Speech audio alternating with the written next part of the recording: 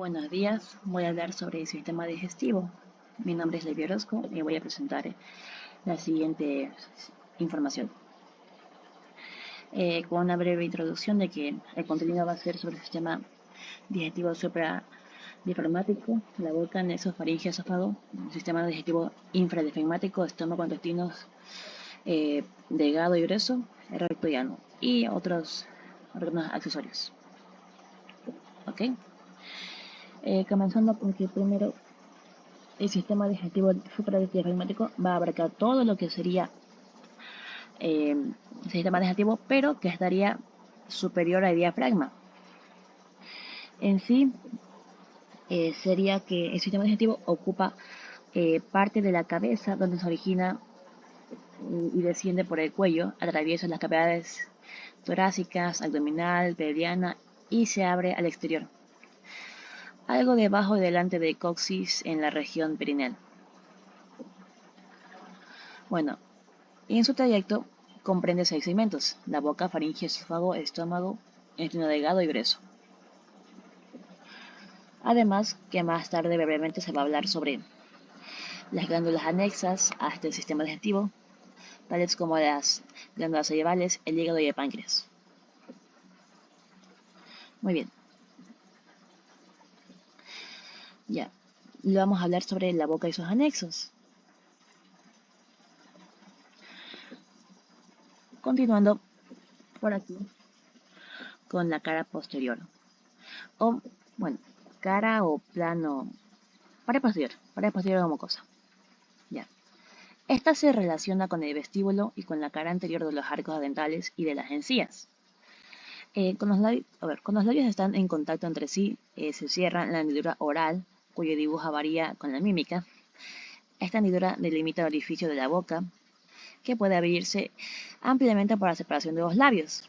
Ambos están reunidos a la derecha e izquierda por las comisuras labiales. Y aquí la mucosa es particularmente delgada. Ok, sabemos que los labios comprenden un revestimiento de piel y de mucosa y están sostenidos por un armazón muscular. Por tanto, la piel es muy rica en folículos pilosos y en glándulas sebáceas. Y la mucosa que reviste el borde libre de los labios, es decir, la parte rosada de la mucosa es húmeda y piel es conificada, y el resto del labio está revestido por mucosa no conificada.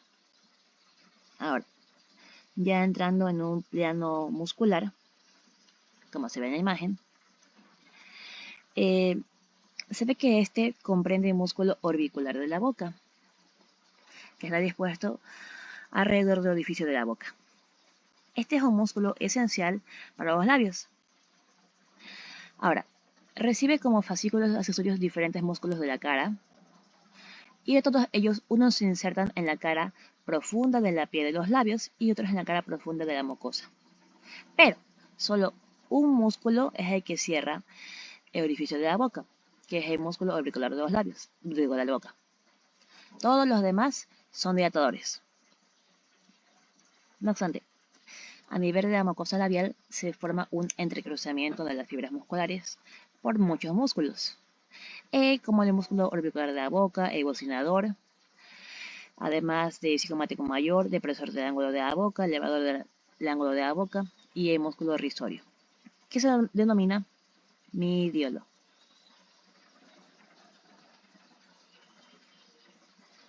Ahora, continuando también con las paredes laterales o mejillas, o también conocidas como carrillo. Estas serían sí,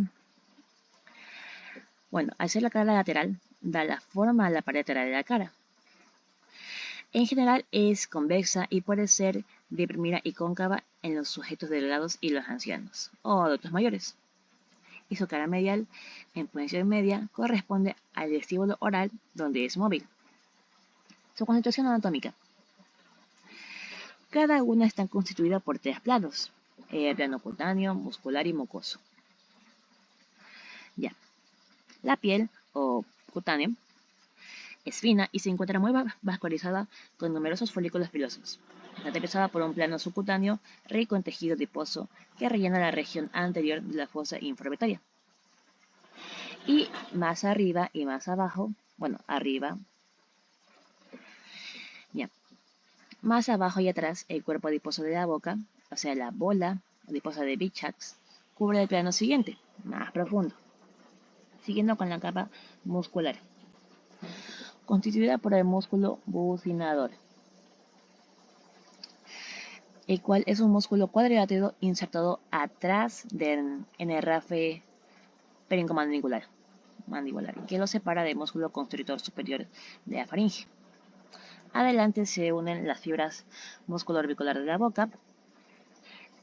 Está igualmente insertado arriba y abajo al borde volar de maxilar y de la mandíbula. Ahora, el músculo y la fascia están atravesados por el conducto parotidio, que se abre al vestíbulo, bueno, en el vestíbulo oral, a nivel del primer o segundo molar superior. El músculo bucinador está nervado por el nervio facial. Ya, ahora, siguiendo con la mucosa, podemos decir que constituye la pared lateral del vestíbulo oral y al reflejarse sobre las encías forma los recesos mucosos superior e inferior del vestíbulo. En el receso frente al segundo molar se ve la papila de músculo parotidio que cubre el orificio del conducto parotidio, por donde sale la secreción de la glándula parótida. Y atrás, la mucosa se prolonga sobre el largo palato grosso. Adelante se continúa con la mucosa de los labios.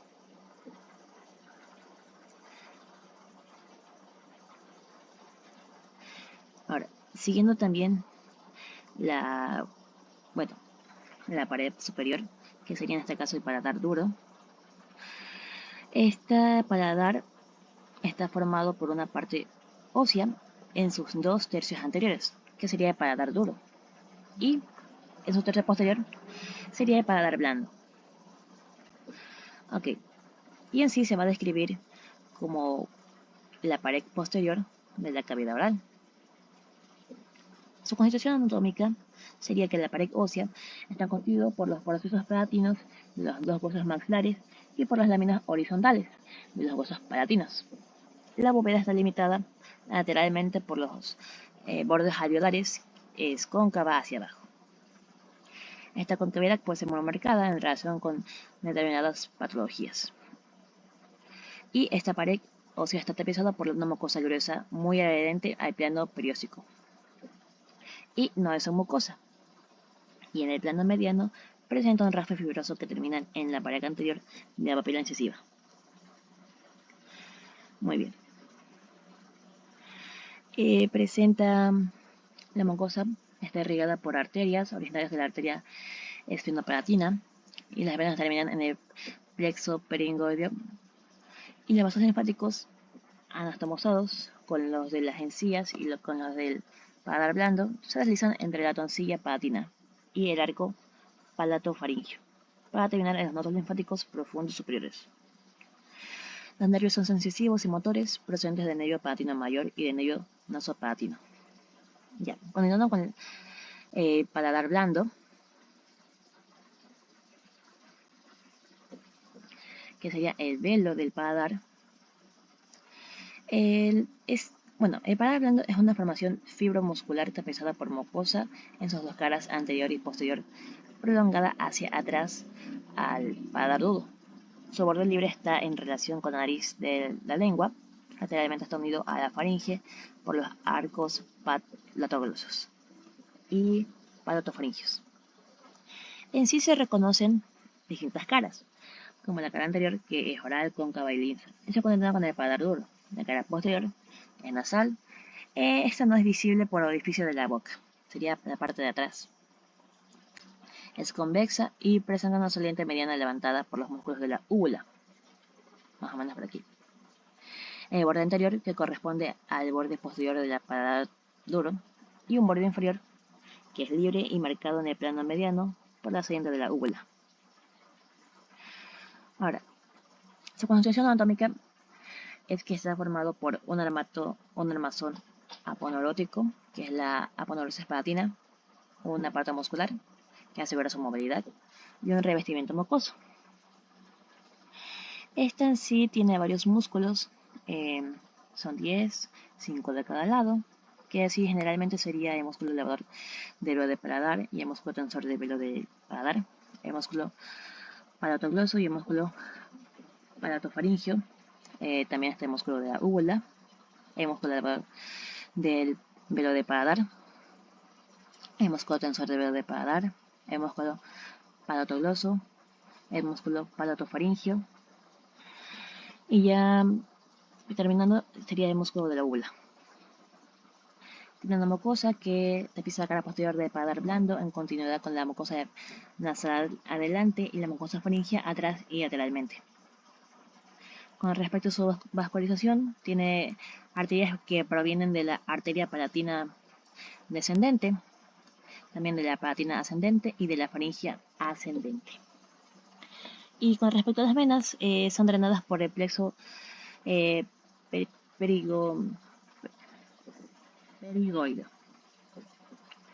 Los vasos linfáticos constituyen una red superior y una red inferior drenadas por nodos linfáticos yugulobigástricos. Bueno, además que los nervios son sensitivos y motorios. La pared inferior y piso de la boca. La pared bucal está separada de regiones cervicales subyacentes por el músculo miloideo, tendido tanto a la derecha como a la izquierda, desde la mandíbula hasta el hueso hioides. Y por encima de los dos músculos miloioideos, reunidos en el plano medio, están por un rafe fibroso. Y se describe ahí un canal ancho cóncavo hacia arriba ocupado en la parte mediana y posterior por la lengua. En sus partes laterales y anterior por un canal interpuesto entre el músculo y la mucosa de la boca. Este canal cóncavo está dispuesto en forma de herradura alrededor de la raíz de la lengua y se denomina piso de la boca. También tiene sus paredes, que serían la pared inferior, anterior, lateral, medial y superior. La pared inferior, que la forma músculo miloioideo, cubierta medialmente por la parte inicial del músculo genigloso. La pared anterolateral está formada por la cara medial cóncava de la mandíbula, la parte medial constituida por el macizo muscular de la lengua, la pared superior. Aquí la mucosa de la boca se reprime entre el borde alveolar y la lengua.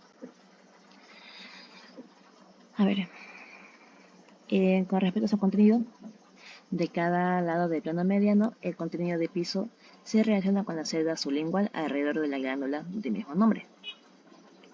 Y con respecto a las relaciones, abajo está el músculo miloioideo, que separa el piso de la boca de la región suprayoidea, de la región lateral de la celda submandibular. Atrás, la raíz de la lengua se ensancha y el piso de la boca se vuelve cada vez más estrecho. Y arriba la relación es la cavidad bucal, en la cual se abren no solo los conductos submandibulares, sino también los de la glándula sublingual.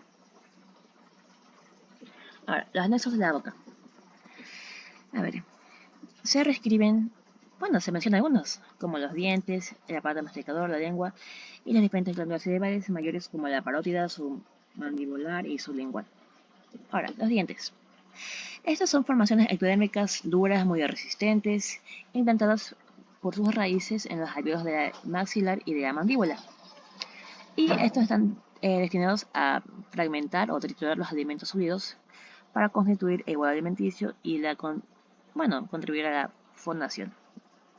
Ahora, en sí va a tener los incisivos, los caninos, los premolares y molares. En total, 32 piezas dentarias permanentes que representan esquemáticamente, a los dientes.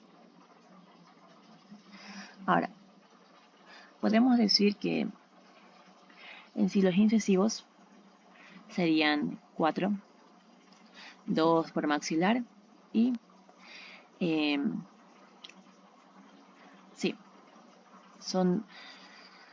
también están los hemimandibulares, los caninos es uno en el hueso maxilar y en mi mandíbula. Los premolares serían 2 en el maxilar y también en la mandíbula. Y también los molares, que serían 3 en el maxilar.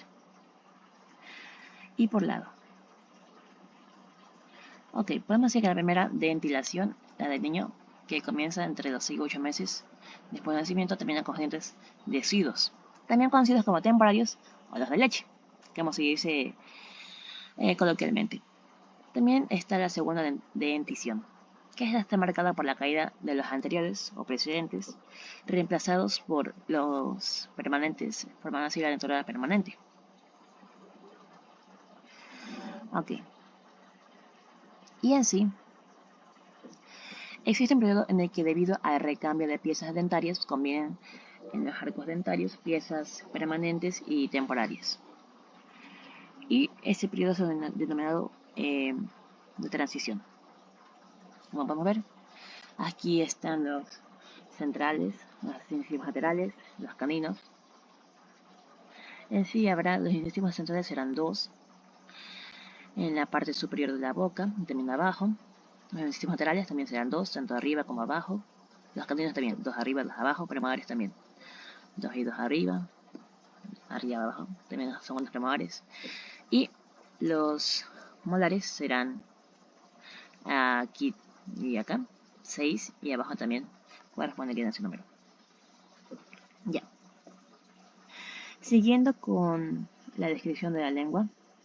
Ok, se puede decir que la lengua es un órgano impar, mediano, simétrico, y es una formación muscular muy móvil, que está revestida por la mucosa y que desempeña una acción esencial en la masticación, la deglución, la succión y la fonación. Podemos ver aquí una imagen de la lengua. Hacia acá, bueno, sería la parte posterior que no se puede ver, pero no obstante, sí se podría ver bajo cierto tipo de enfoque. Ya. Ok. Se puede decir que la parte móvil de la lengua está alimentada por atrás, por el surco terminal, en su tercio posterior con 2 tercios anteriores. El surco terminal se ubica a los lados del foramen ciego de la lengua, paralelo, y por detrás de las papilas circunvalas, o las caliciformes. Ok, la lengua tiene forma de cono, en la cara superior, que es aplastada, transversalmente convexa en sentido anterior-posterior. El eje de la lengua presenta un canal excavado en dirección anterior-posterior, el surco medio de la lengua, y este dorso de la lengua está atravesado por una mucosa gruesa, con papilas dispuestas a ambos lados del plano mediano, como se ve en la imagen. Ahora, la mucosa es rosada y húmeda en estado normal. Ok. Se puede decir que también la cara inferior aquí es menos extensa que la superior, es visible levantando el vértice de la lengua, y esta cara se apoya sobre el piso de la boca, unida a por el frenillo lingual, que es un pliegue mucoso mediano semilunar, en cuya base se abren las carúnculas, o orificios de los conductos son mandibulares, y puede observarse la desembocadura independiente de los conductos de la glándula sublingual. Y la mucosa de la cara inferior es delgada y transparente. Los bordes laterales son más gruesos, hacia atrás más delgados, hacia adelante, están en contacto con los arcos dentales. El vértice de la lengua, o sea, la punta de la lengua, es delgado, afilada, aplastado en la parte mediana. Y en él se unen los surcos superiores y inferiores de la lengua. Ahora, la raíz de la lengua es relativamente fija, ancha y gruesa. Puede ser descubierta parcialmente, como he dicho, por un espejo laringoscópico, y presenta en dirección vertical, que constituye la pared anterior de la orofaringe. La superficie está limitada por delante por el surco terminal, y el foramen ciego concentrado en la parte mediana del surco terminal. y corresponde a la cicatriz deprimida del conducto tirogloso del embrión. Por detrás del rocco terminal, la superficie irregular y de la mucosa está levantada por los folículos linguales que forman la tonsila o la amígdala lingual. En sí, la raíz de la lengua se relaciona por detrás con la epilotis, a la que se conecta con los pliegues glosoepilóticos medio y laterales, que a su vez limita a las vellúculas epilóticas. La tonsila lingual es una formación linfoidea más desarrollada en los niños y la tercera en los adultos. Ya. Ahora, la raíz de la lengua está unida al paladar blando por los arcos palatoglosos, a la epilotis por los pliegues glosoepilóticos medianos laterales. Ok. Ahora, la constitución anatómica. La lengua comprende un armazón osteofibroso, numerosas musculaturas y revestimiento mucoso. Muy bien. Continuando ahora con los músculos de la lengua. Se distingue un músculo impar y mediano, músculo longitudinal superior. También otros músculos pares y laterales como el geniogloso, el iogloso, el condrogloso, el estilogloso, longitudinal inferior, el transversal de la lengua, el vertical de la lengua y el palatogloso. Músculo longitudinal superior, situado debajo de la mucosa del dorso de la lengua y se extiende hacia atrás y hacia adelante de la raíz de vértice del órgano. El músculo geniogloso se inserta en la espina genio-superior de la mandíbula. Ahora, el músculo iogloso se inserta en el borde superior del cuerpo del asta, en el cuerpo y asta mayor del hueso ioides. Y en el asta menor de este hueso, el hueso estilogloso se inserta en el proceso estiloioides de la porción petrosa del hueso temporal y cerca de la extremidad distal. El músculo longitudinal inferior está insertado en las astas menores del hueso ioides y se dirige hacia adelante y arriba entre los músculos geniogloso y también el iogloso. Siguiendo también con los otros músculos, músculo lingual, de hecho sería el músculo transverso de la lengua que se fija en la cara lateral del tabique lingual, el músculo vertical de la lengua que sus fibras musculares verticales atraviesan la lengua desde el dorso hasta la cara inferior, el músculo palatogloso que forma el armazón del arco palatogloso y el músculo faringogloso. Se trata de la porción glosofaringe del músculo constrictor superior de la faringe. Y su inervación es por el nervio hipogloso de todos los músculos de la lengua, a excepción del palatogloso, que es inervado por el vago a través del plexo faríngeo. La mucosa lingual envuelve la masa carnosa de la lengua, salvo a nivel de la raíz, donde se refleja la continuidad con la mucosa de las regiones vecinas. Y adelante y adentro tapiza el piso de la boca y alcanza las encías. Ok. Como decía, mucosa lingual envuelve la masa carnosa de la lengua, salvo a nivel de la raíz. Continuando con las papilas linguales, estas son elevaciones de la mucosa de forma variable que se pueden diferenciar en las siguientes.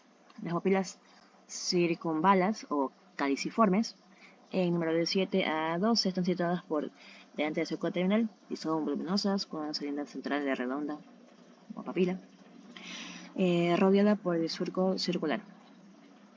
Ahora, las papilas fungiformes son bases estrechas y el vértice ensachado como, piensen en un sombrero de hongo, una seta. Ahora, las papilas fisiformes son pequeñas y presentan un vértice que lleva a un ramo de finas prolongaciones. Las papilas foliadas están ubicadas en los bordes posterolaterales de la lengua y cerca de la raíz, y una a cada lado. Estas presentan vértices, pliegues verticales y también paralelos. Las papilas hemisféricas son muy pequeñas, semejantes a las papilas dérmicas de la piel, y se encuentran diseminadas en toda la extensión de la mucosa lingual. Ahora, Continuando con, bueno, hablando un poco sobre la expresión de la lengua, vamos a ver que las bases principales están representadas por las arterias linguales que penetran en la lengua a cada lado. Las mediales, bueno, mediales hay músculo hipoglótico. En cada una de ellas, las ramas linguales dorsales, una arteria sublingual y una arteria sublingual profunda. Sublingual profunda. Ya. Las venas están originadas de la red mucosa que se reúnen en una vena sublingual que acompaña la arteria sublingual en parte de su trayecto. Ok. Cabe recalcar también el sentido del gusto y la sensibilidad general, que, bueno, la sensibilidad general de la mucosa y de la sensibilidad propioceptiva de los músculos de la lengua están asegurados por tres nervios: el nervio lingual, el nervio glosofaringeo y el nervio laringeo superior. Ya, ahora sí. Continuando finalmente con las glándulas mayores, la mucosa de la boca contiene numerosas glándulas salivales, a veces reunidas en acúmulos, que son las glándulas salivales menores. Y en sí se ubican en diferentes regiones cubiertas por la mucosa de la cavidad oral. Están las glándulas salivales, como los labiales, en la cara interna de los labios, las vocales en la cara interna de las mejillas, y las molares en las vocales, bueno, son las vocales cerca del tercer molar superior, las palatinas y las linguales. Ahora, las glándulas mayores constituyen órganos autónomos, y hay 3 de cada lado. En sí sería la glándula parótida, la submandibular y la glándula sublingual. Todas ellas segregan saliva, jugo digestivo, que actúa sobre la calidad física del bolo alimenticio y que también tienen algún efecto enzimático e inmunológico. Ya, comenzando con la glándula parótida. A ver, es la más voluminosa de las glándulas salivales mayores. La glándula parótida está situada en la región paratidomasentérica, de por atrás y lateral a la rama de la mandíbula, delante del proceso mastoides y de los músculos estilos, y lateral a la pared faríngea. Se halla en una encrucijada cérvico-craneofacial. Ya. Y desborda el marco a través de las prolongaciones. Y la saliva que segrega es drenada a la cavidad del conducto parotidio. Ok, podemos ver aquí a la glándula parótida en esta imagen. Y en sí, como vemos, o sea, si en sí sería una glándula de color rosada, que es lobulada, de consistencia firme, de aproximadamente 25-30 gramos, y la glándula ocupa y excede su celda. Y cuando se extirpa, esta celda se presenta como un cono prismático triangular. En sí presenta 3 caras: la cara lateral, posterior medial y anteromedial. Una base superior, un vértice inferior y 3 bordes: anterior, posterior y medial, de los cuales voy a hablar a continuación.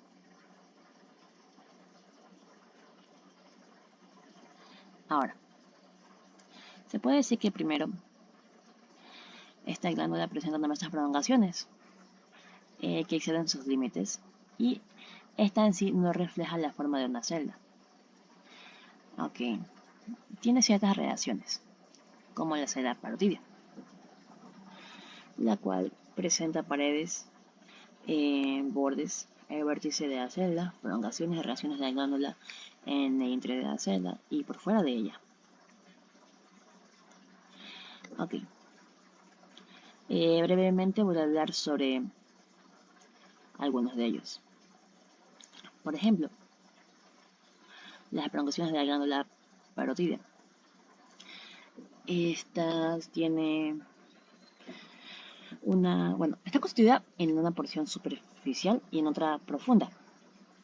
Está separada por el plexo intraparotidio del nervio facial. En sí, las prolongaciones serían facial, que se distingue una lateral y una medial a la rama de la mandíbula. La lateral es voluminosa a través, a veces se encuentra aislada de la glándula. Está aplicada a la cara lateral del músculo massetero.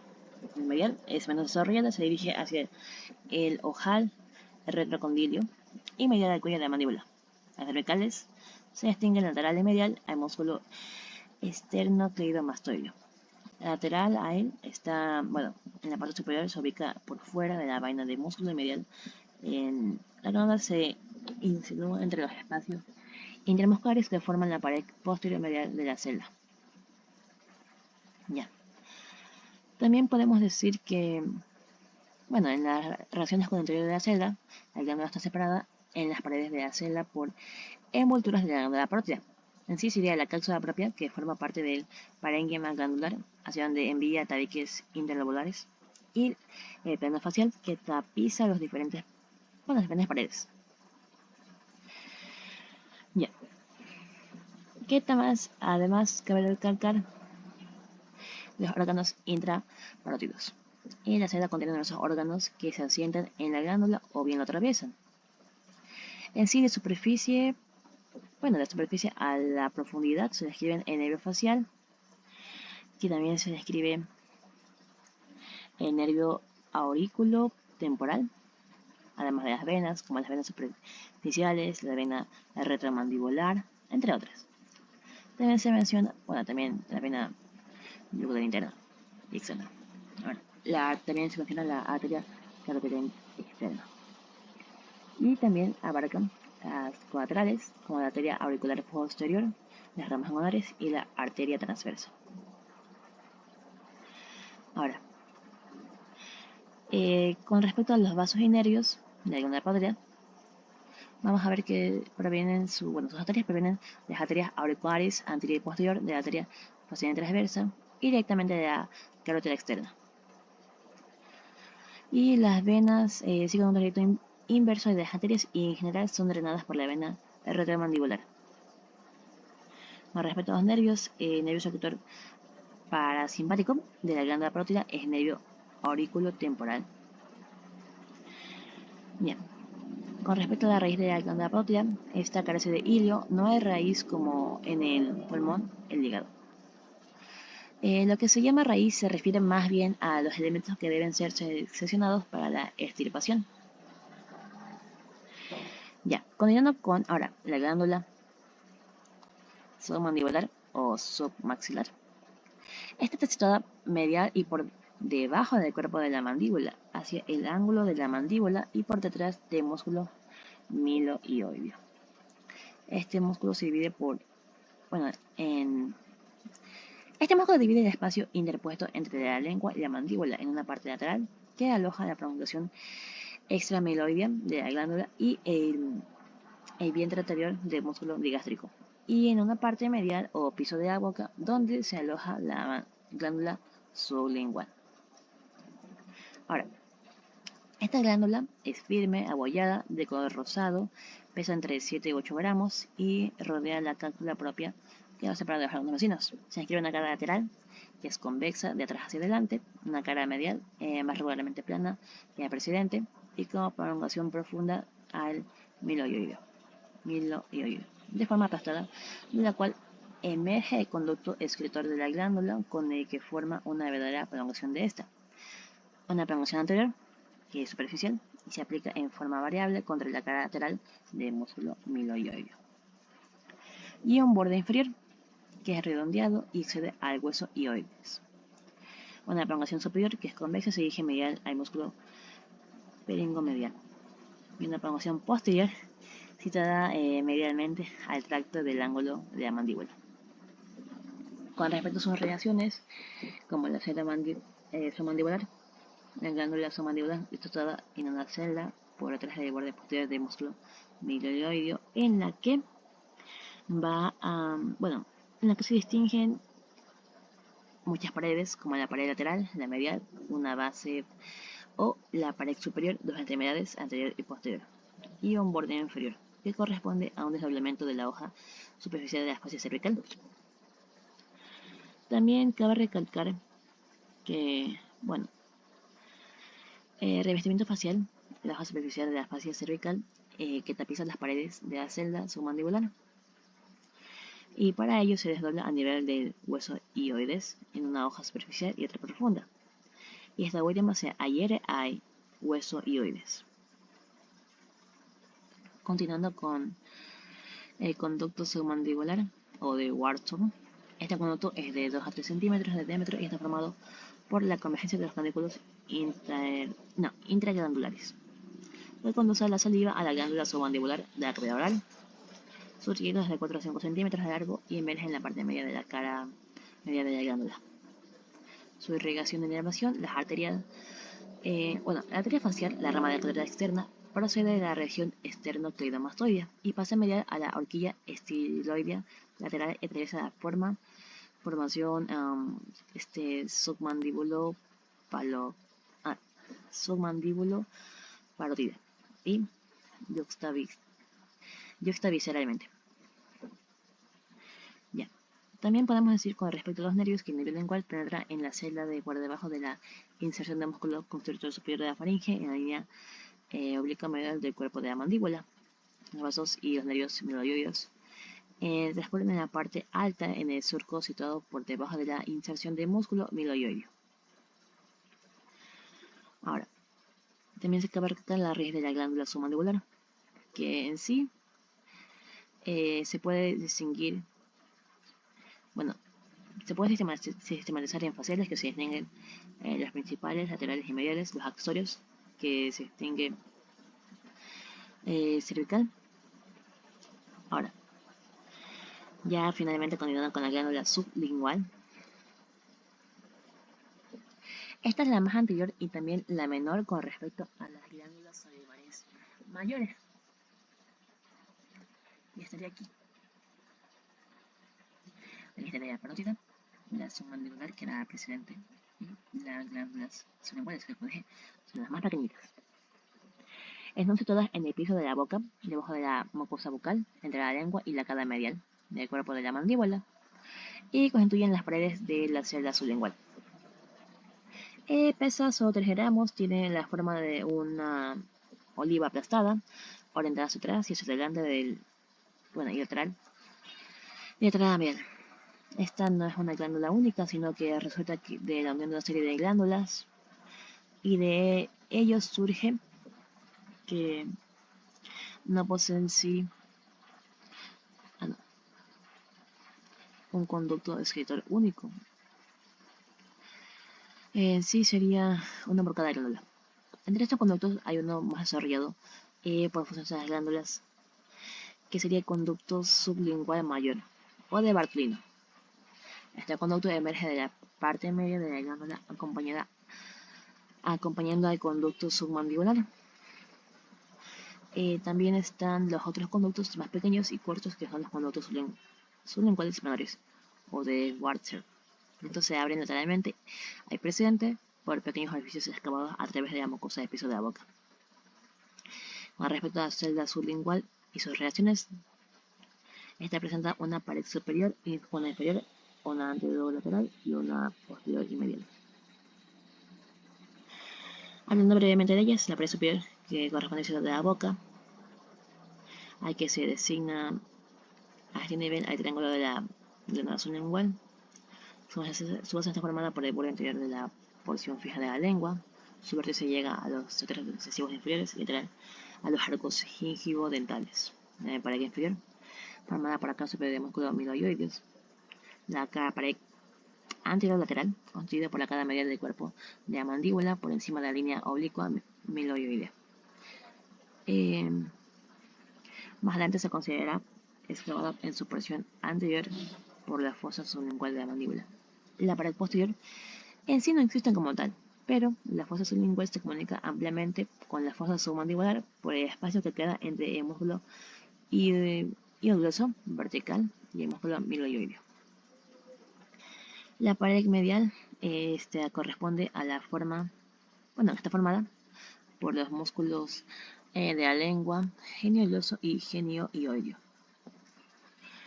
Ya también hablamos de entrando en la vascularización de inervación, las arterias provienen de la arteria lingual y la arteria submentoniana. Las venas van a la vena profunda de la lengua y Los linfáticos son drenados hacia los nodos linfáticos de la celda submandibular. Los nervios provienen del ganglio submandibular.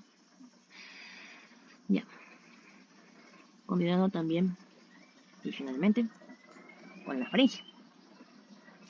La faringe es un canal muscular al que le falta la pared anterior, dispuesto vertical por delante de la columna vertebral, o sea aquí, y por detrás las cavidades nasales, como la cavidad de la boca y de la laringe.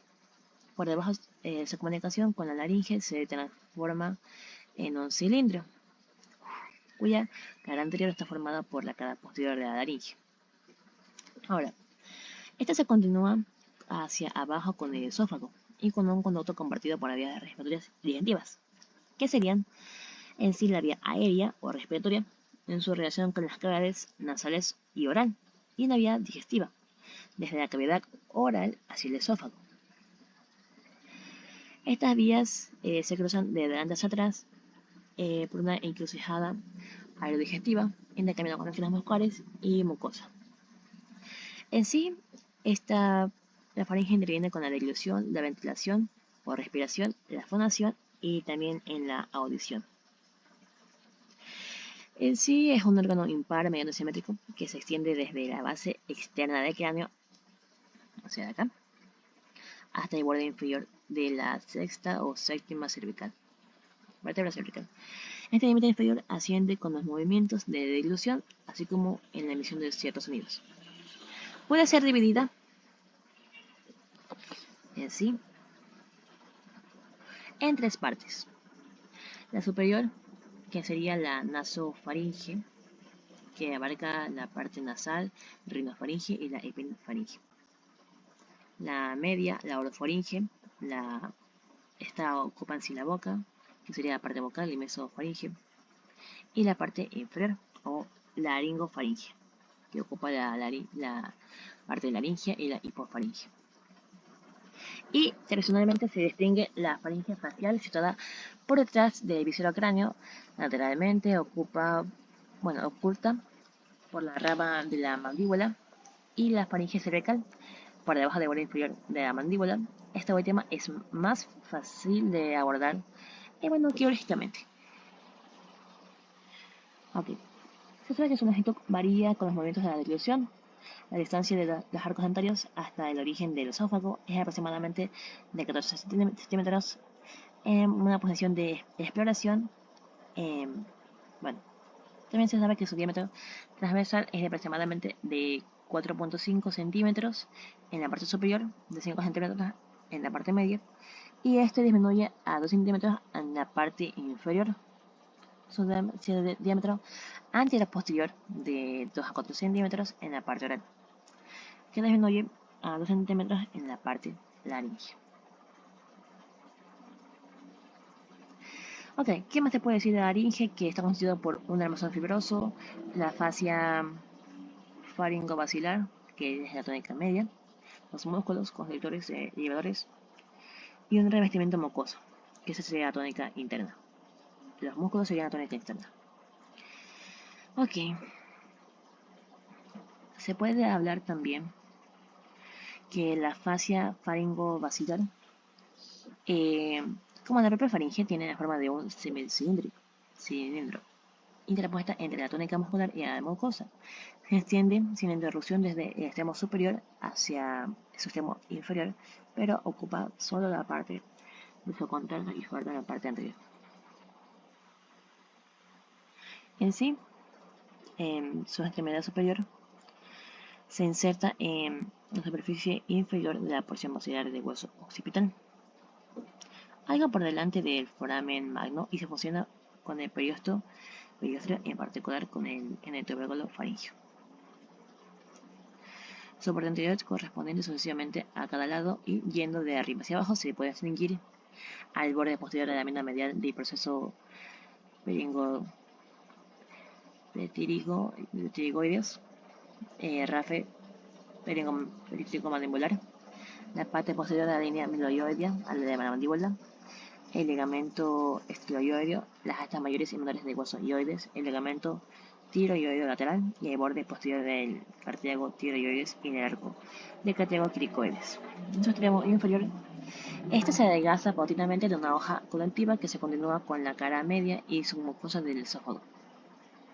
Hacia adelante, ambos bordes laterales se unen en la laringe y el espacio comprendido entre los bordes corresponde a la pared posterior de la laringe y se encuentra tapizado por la mucosa faríngea, y en este lugar la laringe se transforma en un canal abierto por delante en un cilindro. Ok. Cabe recalcar también los músculos de la faringe. Son músculos estriados que, bueno, son bilaterales de cada lado. Y en sí hay 3 músculos constrictores y 3 músculos elevadores, los cuales voy a hablar, bueno, brevemente,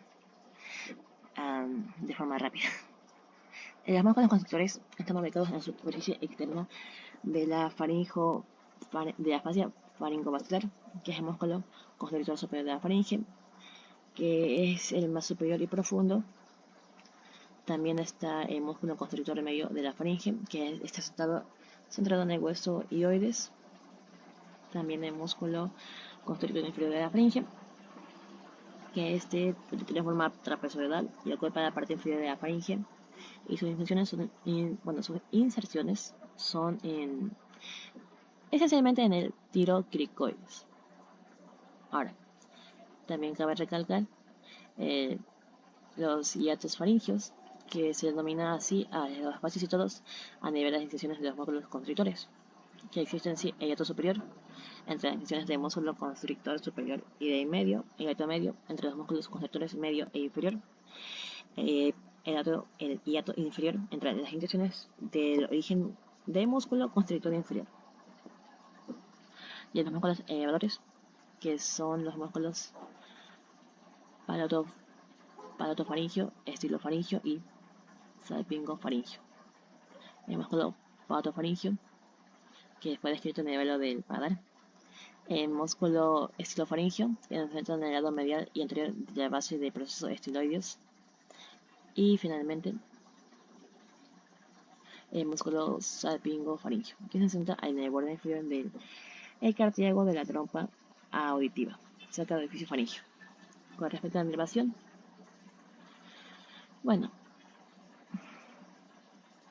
aquí también podemos recalcar esta submucosa, que tapiza la cara interior cóncava de la fascia faringobasilar y se continúa con el revestimiento de las cavidades con las cuales se comunica la faringe.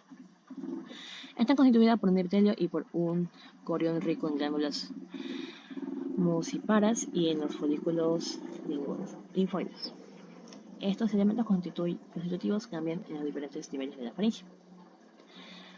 También está el segmento superior, que sería el nasofaringio.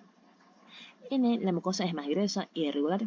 Su epitelio es de un tipo respiratorio céntrico estratificado. Además de que también las formaciones linfoideas se unen y forman la tonsila faringea a nivel del fonix faringio, la tonsila tubárica o de Kerlach alrededor del orificio faringio de la trompa auditiva, el anillo linfático o faringio de Waterberg. Es la suma de las formaciones con tejido linfoideo alrededor de la comunicación bucofaringea. Y el segmento inferior, que abarca la orofaringe y la laringofaringe. En él, la faringe se dispone en una mucosa más delgada y pálida. El epitelio es pavimentoso, estratificado, y en nivel de la laringe, el corión es grueso y laxo y favorable para el deslizamiento de la mucosa.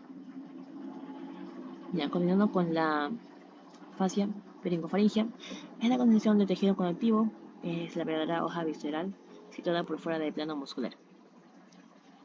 Y siguiendo con la configuración interna de la cavidad faríngea, se describe de arriba hacia abajo el nasofaringio, a más detalle.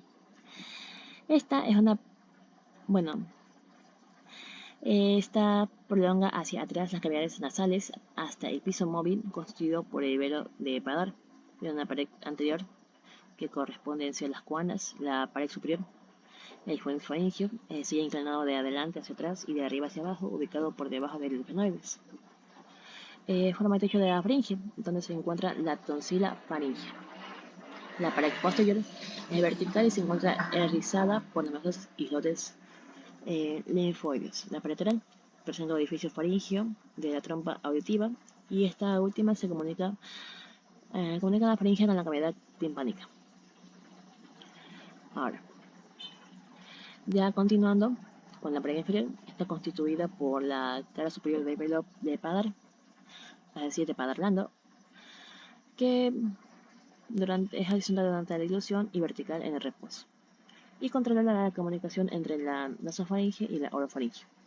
Continuando también con la orofaringe, está comprendida entre dos planos horizontales que pasan por el velo de Padar por arriba y el hueso hioides por abajo. Se describe una pared anterior constituida por el istmo de las fauces y la raíz de la lengua, y también una pared posterior que ya más dice correspondiente en la nasofaringe. La pared lateral se halla marcada en cada lado por el arco palatofaringio y por su límite anterior con el istmo de las fauces. La tonsila palatina, que se encuentra ubicada en la pared lateral de las fauces, protuyendo hacia el istmo de las fauces por delante de la orofaringe. Las tonsilas palatinas, derecha e izquierda, son dos masas de tejido linfoide particularmente bien individualizadas, situadas en cada fosa tonsilar entre los arcos palatoglotso adelante y palatoglotso atrás. Ok. Ya continuando brevemente con la laringofaringe. Esta se extiende desde el hueso hioides hasta el borde inferior del cartílago cricoides y hasta el borde inferior del músculo constrictor, inferior a la altura de la C6. C6. Tiene forma de un embudo que termina en el esófago. Su superior anterior y su orificio inferior mencionan en la descripción. Ahora, la pared anterior, que en ella se presenta de arriba la entrada de la laringe ovalada, a la que siguen tratamientos de recesos piriformes. La mucosa también faringea que tapiza la cara posterior de la laringe. Están los cartílagos aritenoides y la lámina que conecta los músculos posteriores de la laringe a este nivel. También cabe recalcar el orificio inferior de la faringe, que corresponde al punto donde el músculo esofágico continúa al músculo estriado faringio. Y sus reacciones. A ver, las reacciones anteriores ya se han estudiado con la configuración interna del órgano. Las reacciones posteriores son comunes a las distintas porciones de la faringe, y las laterales son distintas para la faringe espacial y la faringe cervical. El medio entre las dos porciones está marcado por el borde inferior de la mandíbula, plantados atrás de la columna vertebral. Ahora, siguiendo rápidamente con la faringe espacial, es un corte horizontal, bueno, no un corte horizontal. Se puede ver la extensión de la rama de la mandíbula, el proceso mastoides y la columna cervical. Tiene relaciones anteriores con las cavidades nasales, el velo de Padar y la cavidad oral y de la laringe. Las relaciones posteriores están completas con la vertebral cervical y la laringe, que son las vértebras, serían las vertebrofaringeas, y las relaciones laterales, que están comprendidas medialmente por la pared lateral de la faringe y lateralmente por la rama de la mandíbula. Cabe recalcar que también está el espacio telengomandibular lateral, que corresponde a una parte de la fosa infratemporal. También está el espacio infratemporal profundo, que participa en sus relaciones con la porción profunda de la región parótido masentérica, en la profundidad que sostiene hasta la pared lateral del espacio laringofaringio. Las regiones posterolaterales, que son intermedias entre laterales y posteriores en el proceso de escleroides, que se ha incluido, y se encuentra conectado a la laringe por la aleta estilofaringea y el músculo estilofaringeo, el ángulo de la mandíbula por el ligamento estilomandibular y la superficie de la fascia cervical por el revestimiento de las formaciones estiloides de este nivel.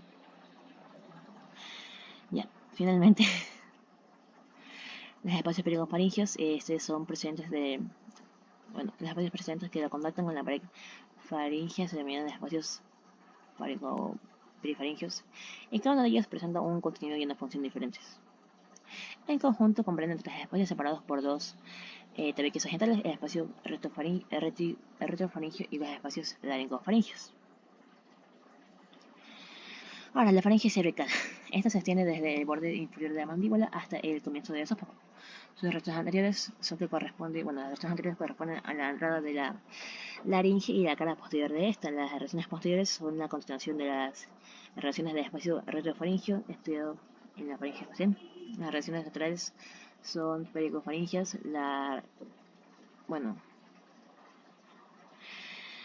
ya. Finalmente, con su vascularización, con sus arterias son numerosas y se originan de la arteria carótida externa y sus ramas cuadrales. Las venas de los plexos submucosos profundos emergen de las venas reunidas en el plexo extramusculares, que son drenadas por numerosas venas escalonadas en toda su extensión de la faringe. Serían las venas del conducto perigoideos, faciales y linguales, entre otras. Siguiendo finalmente con el esófago, este es un conducto cilíndrico muscular tapizado por la mucosa que se une a la faringe con el estómago. Ok, con respecto a su origen, este se ubica en el borde inferior del músculo constrictor de la faringe, situado frente al borde inferior del cartílago cricoides a nivel de la sexta o séptima vértebra cervical. Este origen se desplaza a una vértebra según la disposición de la cabeza y durante los momentos de ilusión. Ok, el esófago ocupa la región prevertebral en el tercio inferior del cuello, penetra enseguida en el tórax, situado en la región posterior del mediastino superior, al que recorre verticalmente por delante con la concavidad vertebral torácica, separándose de la columna vertebral a partir de T4 o T5. En sí, este tiene una terminación.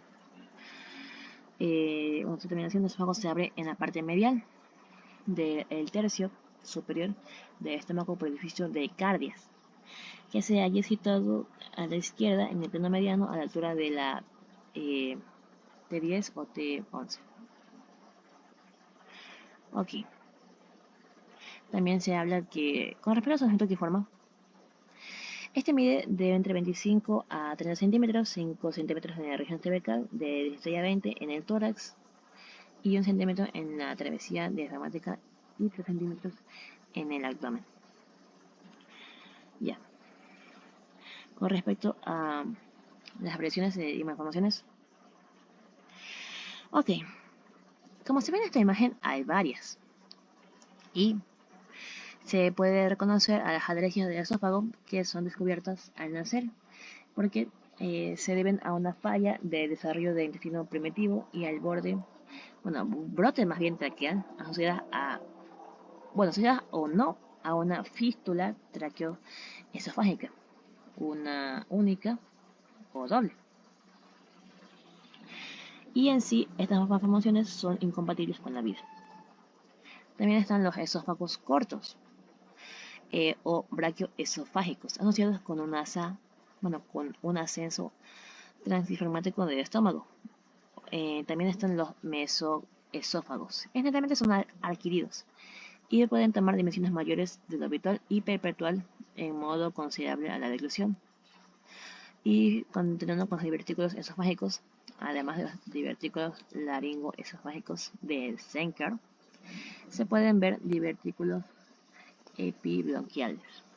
Aquí se puede ver el mesoesófago y aquí una hernia hiatal con esófago corto o braquioesofágico.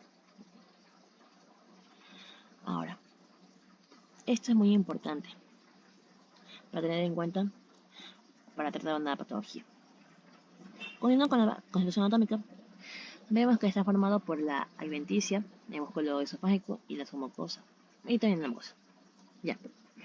La adventicia está formada por el tejido conectivo, excepto en la región del receso vértebro-mediastínico, donde las pleuras lo revisten parcialmente. La capa, el músculo esofágico, que es un músculo liso mezclado con su extremo superior con algunas fibras estriadas provenientes del músculo constrictor inferior de la faringe, que está formado por 2 capas. Una capa longitudinal externa, aparentemente, bueno, aparente vigorosa, y una capa circular que es profunda y delgada. Y esta musculatura, por la preponderancia de las fibras longitudinales, exige cuidado. En especial cuando, bueno, es recomendable que no comer alimentos que tengan una temperatura muy alta, porque podría lastimar. Así, esto le protege, pero nunca está de más tener cuidado. Ahora, la mucosa que comprende un plano cognitivo adherente a la mucosa, que así, bueno, con esto puede realizar se puede deslizar con respecto al plano muscular. Sí. Y la mucosa, que esta es espesa, resistente y dispone de un epitelio pavimentoso, estratificado y de glándulas seromucosas. Con respecto a sus relaciones, el esófago está rodeado por una vena conectiva perigoesofágica, por intermedio de la cual se contraen sus relaciones y se dividen en sí en cervicales, torácicas y diafragmáticas, y también las adrenales. Ahora, la porción cervical del esófago tiene por detrás está el esófago, que está separado por la columna vertebral, por los músculos y de la hoja prevertebral de fascia cervical. Entre esa y el esófago se interpone una capa de tejido conectivo laxo limitado lateralmente por los tabiques sagittales. Los tabiques sagittales del esófago forman las paredes laterales del espacio retroesofágico, comprendido entre el esófago y la hoja prevertebral de la fascia cervical.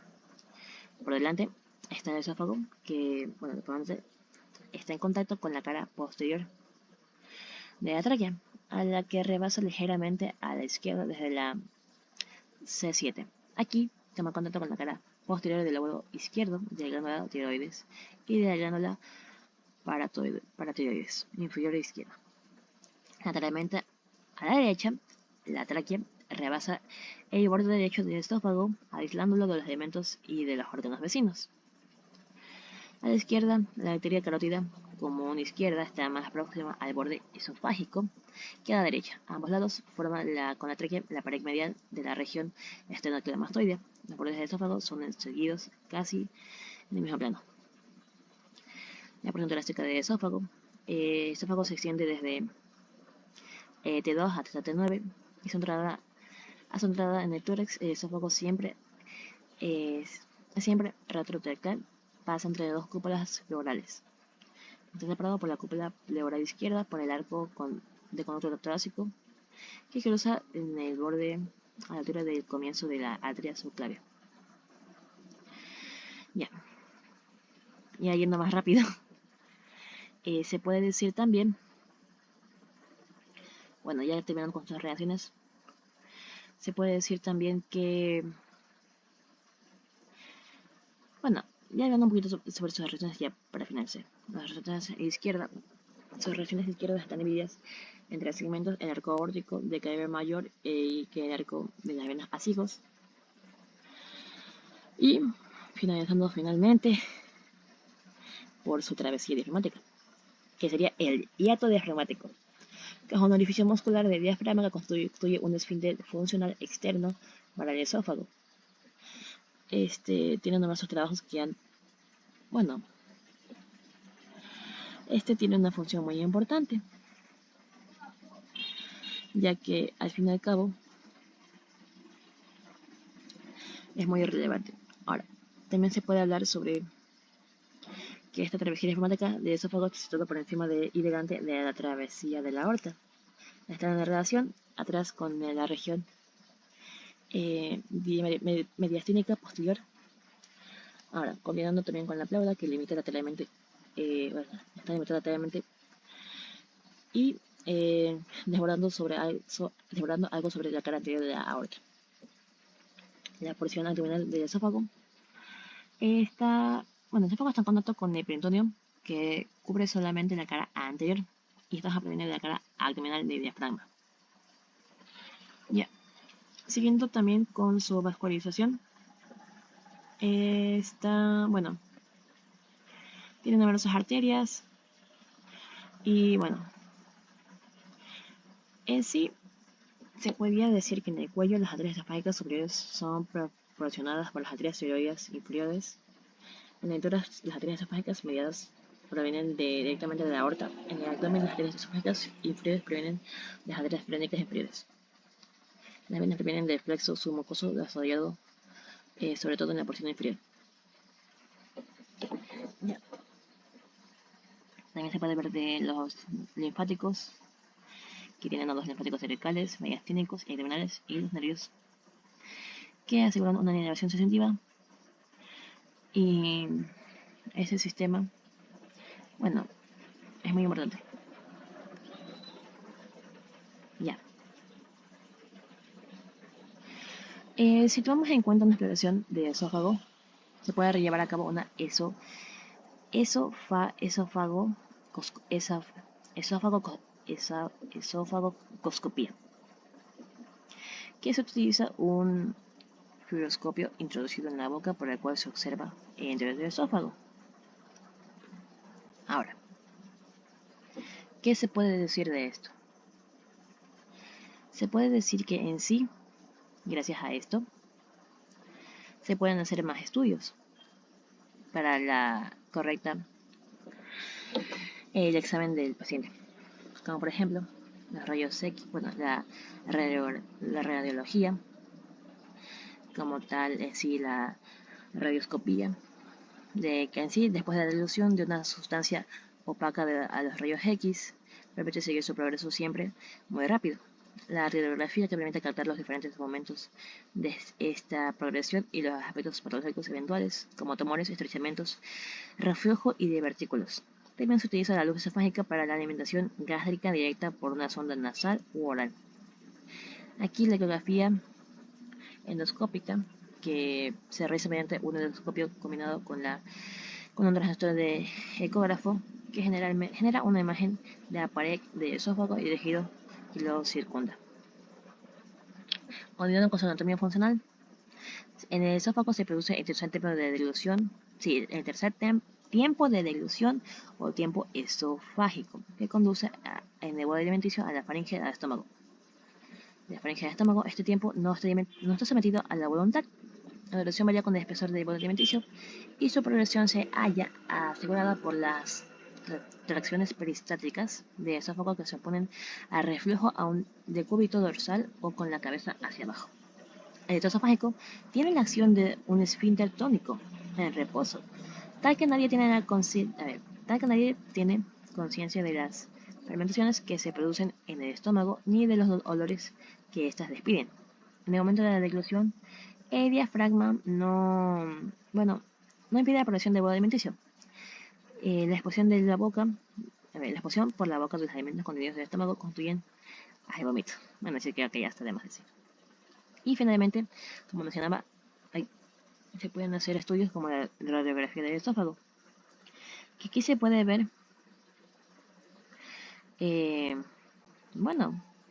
aquí se puede ver la faringe, aquí como decía el esófago como tal, cardias, que sería la conexión con el estómago, que se va a hablar más adelante, aquí se ve mejor. Bueno, en sí va a permitir ver una proyección oblicua en este caso, sobre trayectos o estrechamientos y depresiones del esófago. Ya, entrando en la otra parte, que sería el sistema digestivo infradiafragmático. Este como tal abarca todo lo que sería sistema digestivo, pero inferior al diafragma. Y en sí, se va a hablar brevemente sobre sus estructuras, órganos anexos, que sí participan en parte en el sistema digestivo, pero como tal, como órganos accesorios, valga la redundancia tanto, como el hígado, el páncreas, entre otros. Ok. Además de otras glándulas, en sí glándulas anexas. En sí está comprendido por el esófago duodenal, el estómago, en el cual se abre el esófago por orificio de cardias, el intestino delgado, con sus tres porciones, duodeno, que comunica con el estómago, por el orificio pilórico, el yuyno y el ilion. El estómago, el intestino grueso, con sus partes como son el ciego, colon, recto y finalmente el canal anal. Ya, continuando también con las glándulas anexas, como el hígado y el páncreas. Estos, bueno, los jugos digestivos que secretan, como la bilis, el jugo pancreático, respectivamente, se vierten en el sistema digestivo a nivel de duodeno. Esos conductos excretores, pero bueno, no se debe olvidar que las paredes del sistema digestivo, de hecho, contienen diversas glándulas que segregan los jugos particulares, como las secreciones gástricas, intestinales, así como las mucosas, el mucus protector de la mucosa digestiva. Y por último también se puede hacer mención del vaso, que aunque en sí no tiene funciones digestivas, pero participa en la circulación sanguínea del sistema digestivo y del sistema retículo endotelial.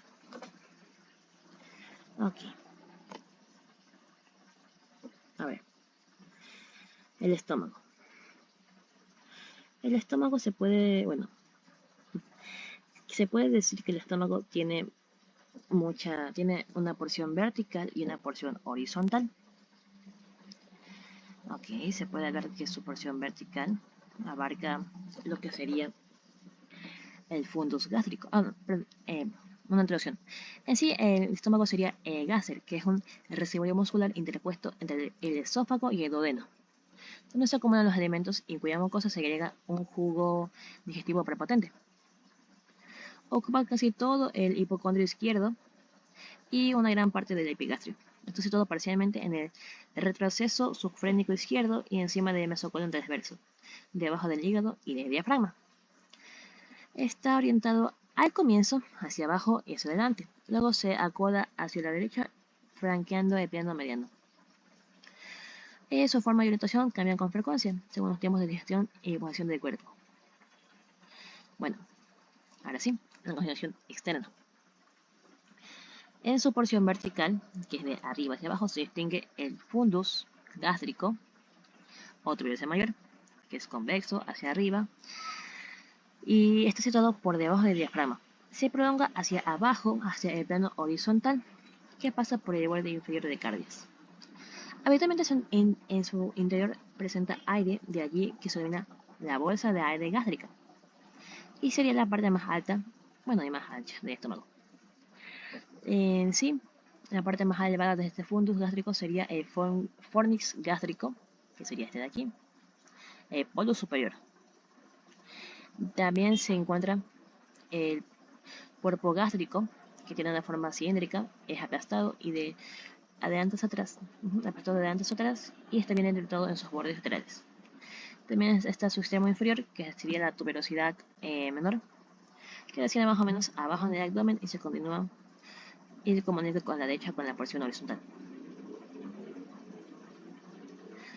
También está su porción pleurica, que está en sí, esta tiene una dirección horizontal y a menudo es oblicuo, de arriba hacia abajo, y configurando un embudo que se estrecha en dirección al píloro, en la parte donde se reúne la porción vertical con el horizontal.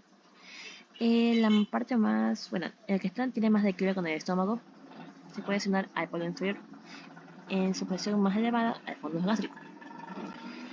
Y en su extremo inferior, a la curvatura menor, se encuentra la incisura angular pleurica. Y la porción pleurica se ubica distal a esta incisura, ya que la primera parte de esta porción sería el antro pilórico. Ahora, se habla también de una curvatura mayor. Esta se extiende desde el borde superior de Cardias hasta el borde, aquí, hasta el borde inferior de píloro. Aquí. En su origen forma con el borde izquierdo del esófago al terminar un ángulo agudo abierto hacia arriba, en fisura de Cardias o ángulo de His. Y se describe enseguida a un trayecto cóncavo hacia abajo, alrededor del fondo gástrico. La base es vertical a lo largo de la pared izquierda del cuerpo, más abajo es cóncava hacia arriba. Y por último, oblicuamente, ascendente a la derecha. Continuando con la curvatura menor, esta se extiende del Cardias al píloro. Al principio es vertical a lo largo del cuerpo gástrico y luego se curva bruscamente dirigiéndose hacia la derecha, arriba y ligeramente hacia atrás, a nivel del antro y del canal pleórico. para encontrarse con el borde superior del duodeno.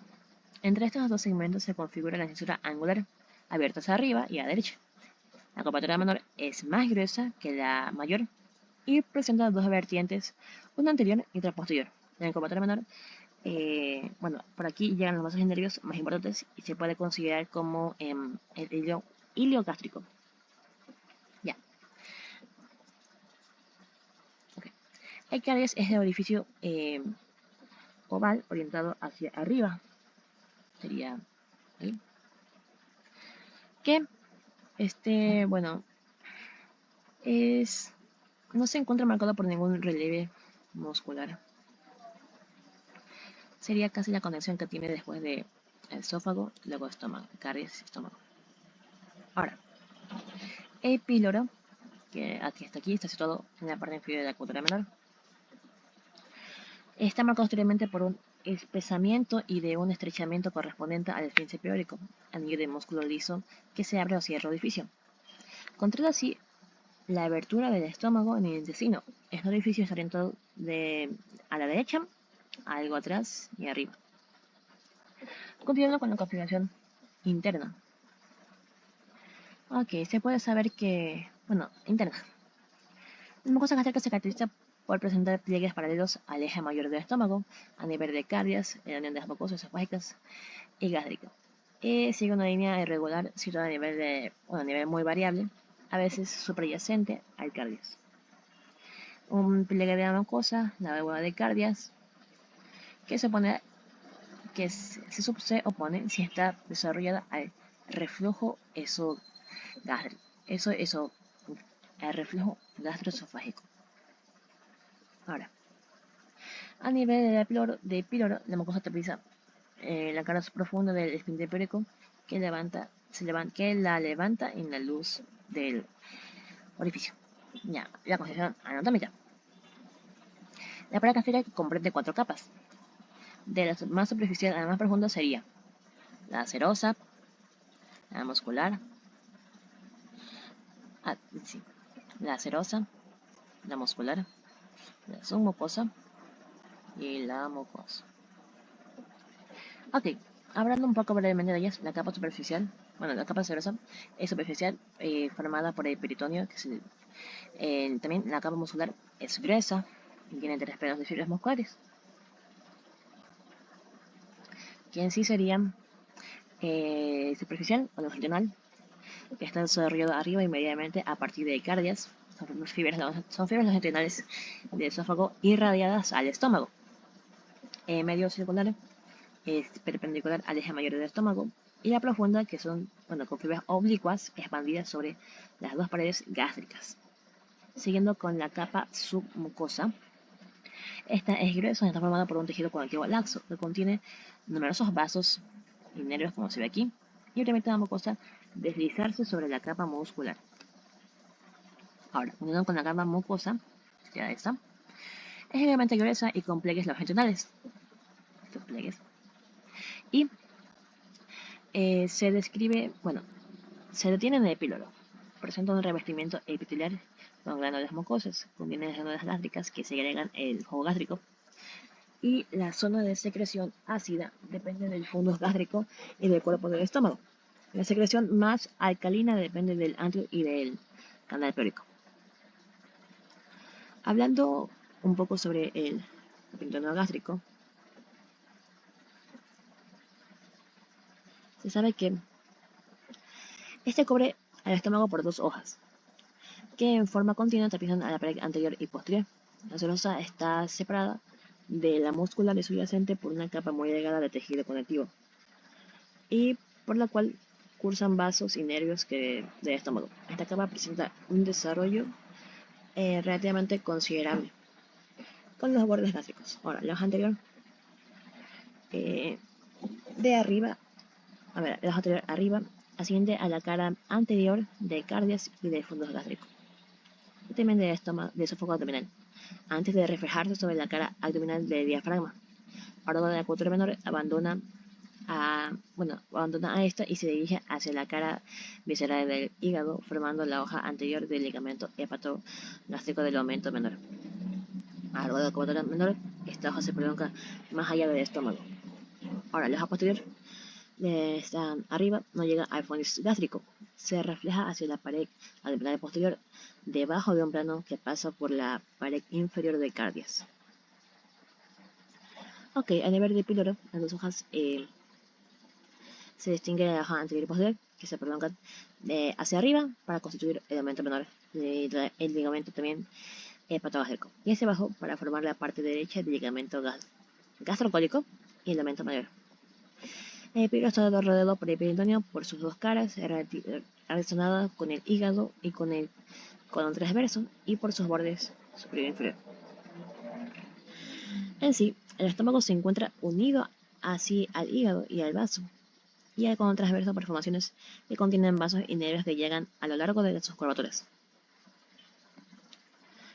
También se puede hablar sobre ya más sobre sus relaciones. Aunque son estas anteriores, el estómago es un órgano abdominal cuya parte superior hace contacto con la cúpula diafragmática izquierda, mediadas en su parte inferior por la región epigástrica.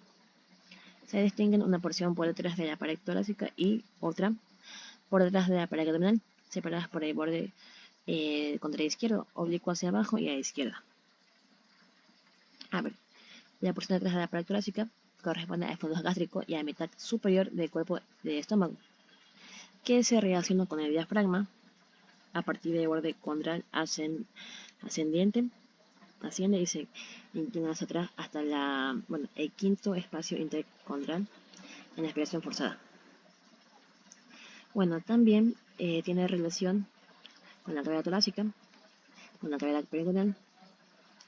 Ahora, por detrás de la pared abdominal, corresponde a la parte inferior del cuerpo del estómago, a la incisura angular del antro, el canal pylórico y el píloro.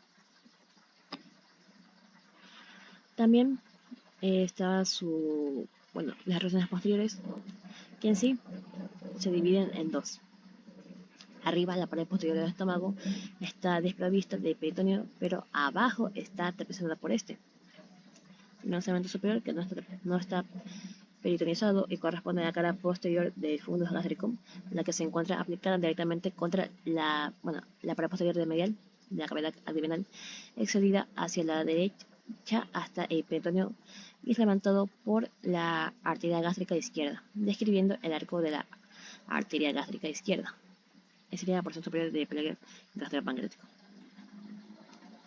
También su segmento inferior, que está pesado por el peritoneo, corresponde a las 3/4 inferiores de la pared posterior del estómago, que se encuentra separada del plano de la pared abdominal posterior por la bolsa omental. Continuando todas las regiones de la curvatura mayor, estas están tendidas desde cardia hasta el píloro, presenta 3 segmentos diferentes: el fondo gástrico, el borde izquierdo del cuerpo del estómago y el borde inferior de este. El fondo gástrico se presenta más grueso que el resto. Es más como una cara que como un borde. Se relaciona con el borde izquierdo del esófago abdominal por encima de cardias. También el borde izquierdo del estómago es vertical, está interpuesto entre las dos hojas de peritoneo que se prolonga hacia el ilio del vaso por el ligamento gastroesplenoico. El borde inferior del estómago es seguido finalmente por el colon transverso, unidos ambos por el ligamento gastrocólico. Las regiones de la curvatura menor se extienden desde el cardias hasta el píloro. Las dos hojas peritoneales que de ella se dirigen al hígado intersectan aquí una verdadera cara recorrida por las raíces vasculares de la arteria gástrica izquierda y de la arteria gástrica derecha, acompañada por los nervios y nodos linfáticos. Tienen también una región celíaca. Aquí la curvatura menor y la porción superior del duodeno limitan por la curvatura que se describe la región celíaca. También cabe recalcar las regiones de cardias, que el cardias es profundo y fijo situado adelante y a la izquierda de la T11. Está peritonizado adelante y desprovisto de peritoneo atrás. Adelante se encuentra el nervio vago izquierdo y el lóbulo izquierdo del hígado atrás, Está el pilar izquierdo del diafragma, el nervio vago derecho. Arriba está el esófago abdominal. Y hacia abajo derecha el vestíbulo de la bolsa omental. La región caepílogo. Este se ubica por delante del cuerpo de la L1 a la derecha del plano mediano y se halla cubierto por el epidemio en sus dos caras. Está unido al hígado por el aumento menor, al colon transverso por el ligamento gastrocólico y los vasos que contienen estas formaciones a este nivel. El piero se relaciona adelante con la pared abdominal anterior, se llama en el recién nacido, en el cual está oculto por el hígado, atrás con la pared derecha de la porción retroesofágica de la bolsa omental, que va separada de páncreas. Arriba con la cara visceral del hígado, donde la vesícula biliar algunas veces se puede contactar con él. Y finalmente su vascularización. Ahora, el estómago está rodeado por el círculo arterial continuo ubicado en los bordes o curvaturas gástricas y constituido por la anastomosis de las arterias que proceden del tronco celíaco o de sus ramas. Ahora, el tronco celíaco se origina en la cara anterior de la aorta abdominal a nivel o algo debajo de su travesía diafragmática. Es un tronco voluminoso que desciende hacia la derecha y luego luego de un trayecto de 10 a 15 milímetros promedio se divide entre las ramas terminales, las arterias gástricas izquierda, esplénica y hepática común, que se separan de forma variable. El tipo más frecuente muestra a la arteria gástrica izquierda, originándose de la cara anterior superior del tronco celíaco, en el que se divide enseguida en arteria esplénica y hepática común.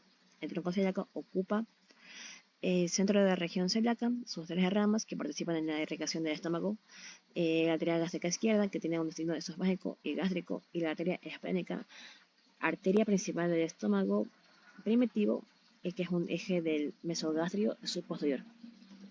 Está destinada al vaso, así como a la arteria hepática común, donde está ligado. Pero estas arterias envían vasos colaterales al estómago. Ahora, la arteria gástrica izquierda, o coronaria estomáquica, es un ramo del tronco celíaco. Bueno, el ramo del tronco celíaco con un calibre de 4 o 5 milímetros en el terreno medio se dirige hacia arriba o al lado izquierdo, adelante, y luego se describe como una curva cóncava hacia abajo, para alcanzar la coronilla menor, donde termina por bifurcación con una rama anterior y otra posterior. Tiene relaciones en su origen posterior con respecto al vestíbulo de la bolsa omental.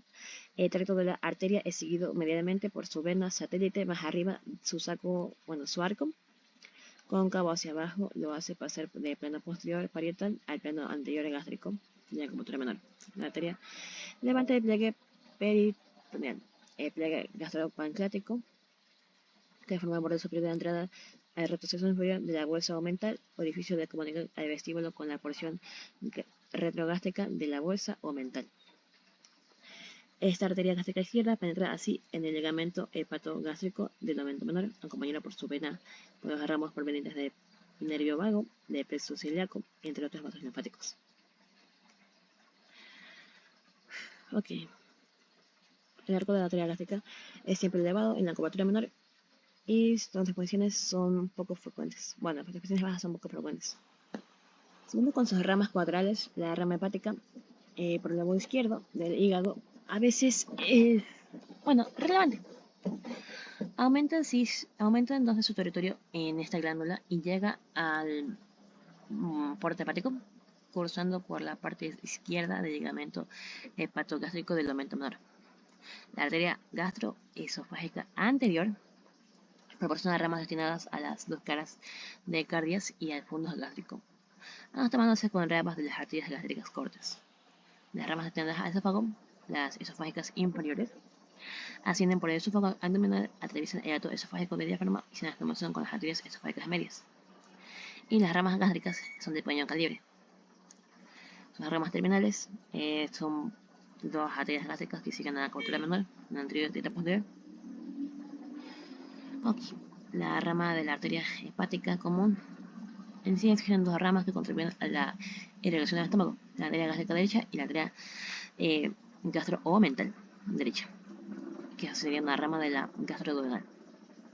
La arteria gástrica derecha es una arteria pequeña de pequeño calibre, se origina de la arteria hepática propia.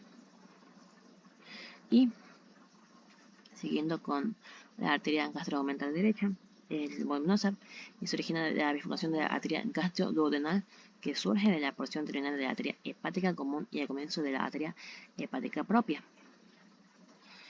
Esta penetra en el ligamento gastrocólico y sigue la captura mayor en compañía de su vena satélite.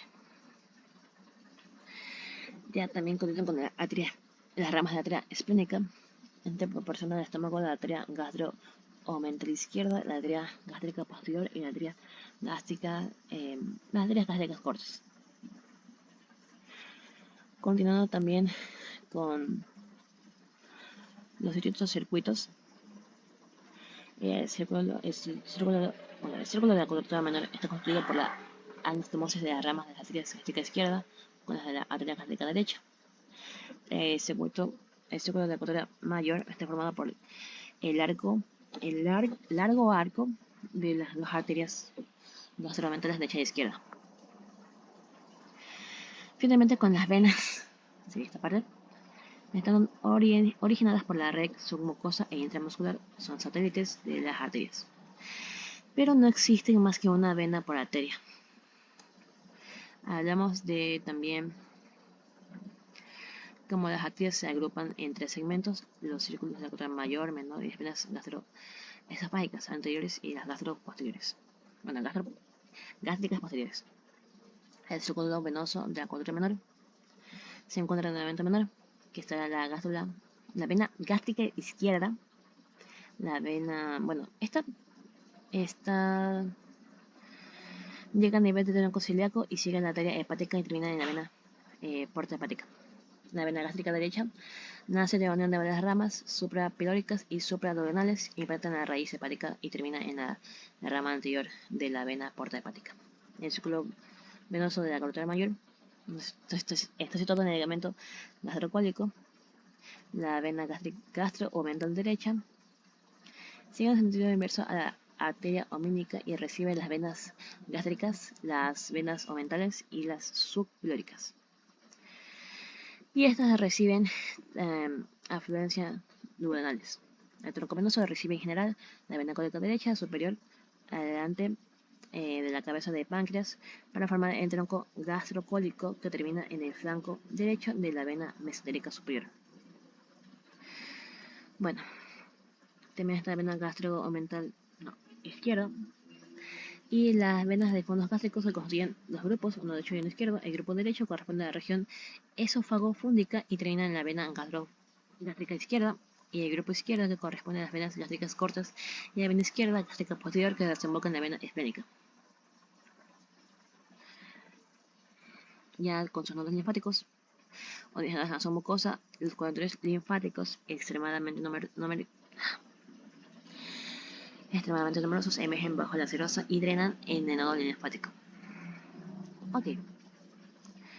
Los nodos linfáticos de la curvatura menor se distinguen en nodos linfáticos de cardias, los nodos linfáticos, dispuestos anteriores y posteriores que drenan colectores gástricos, así como los esofágicos. Los nodos linfáticos de la curvatura menor, los nodos gástricos derechos e izquierdos, situados a lo largo de las ramas de la arteria gástrica izquierda y siguen a dirección del arco de esta arteria hasta el tronco celíaco.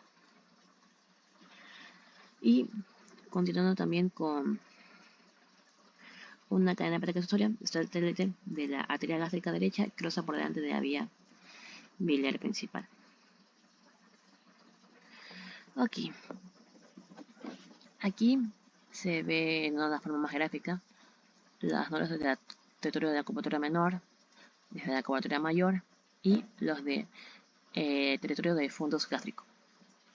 Los nodos de la curvatura mayor, que se agrupan alrededor de la arteria gastroomental derecha y de la arteria gastroduodenal, y en torno a la arteria gastroomental izquierda, que se combina con el grupo de ligamento gastroesplénico. Ahora, en los conectores del fondo gástrico, estos por intermedio del ligamento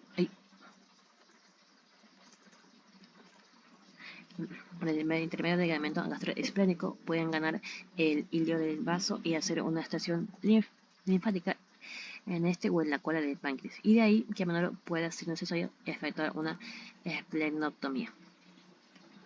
Ya, continuando con los nervios del estómago, ok, se trata de un sistema nervioso autónomo. Provienen de dos nervios vagos, parasimpáticos y de metasimpáticos.